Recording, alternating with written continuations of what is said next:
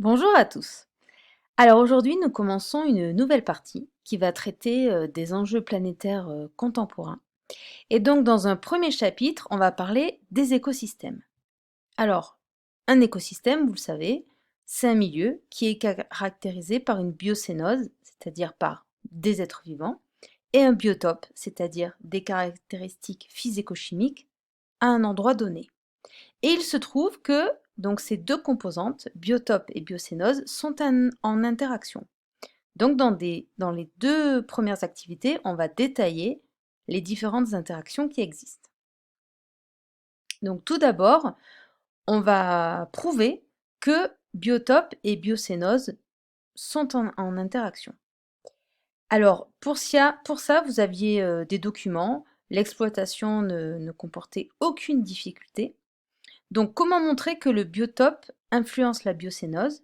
Mais tout simplement parce qu'on ne trouve pas les mêmes êtres vivants selon les caractéristiques du milieu. Par exemple, dans un endroit où il y a beaucoup de lumière, ce sont plutôt des jeunes chênes qui vont se développer, alors que s'il n'y a pas beaucoup de lumière, les jeunes chênes ne pourront pas se développer et c'est les hêtres qui vont se développer. Autre chose possible, par exemple, la nature du sol va également favoriser certaines espèces végétales par rapport à d'autres. Par exemple, lorsque le terrain est argileux, ça permet le développement des pins sylvestres. Donc, tous ces petits détails étaient notés dans le document ci-dessous. Deuxième étape, il fallait montrer cette fois que c'était la biocénose qui influençait le biotope.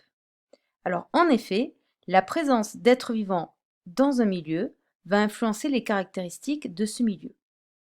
Par exemple, si on prend l'exemple donc d'une forêt, on se rend bien compte que au niveau du sol, donc en bas de la forêt, les conditions sont différentes par rapport à au-dessus de la forêt. La forêt va donc changer les caractéristiques localement.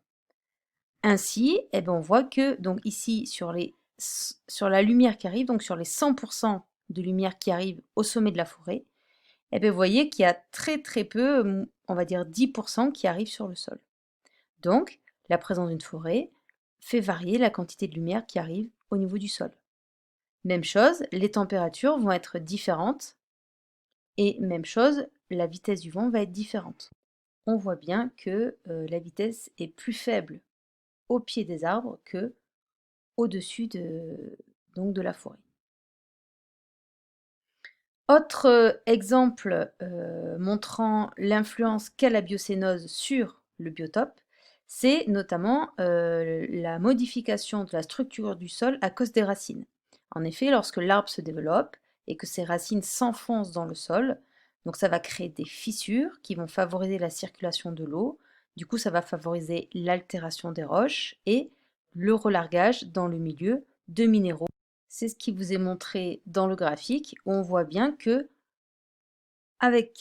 en présence de racines, l'altération est beaucoup plus importante que sans racines, et ce, quelle que soit la profondeur du sol.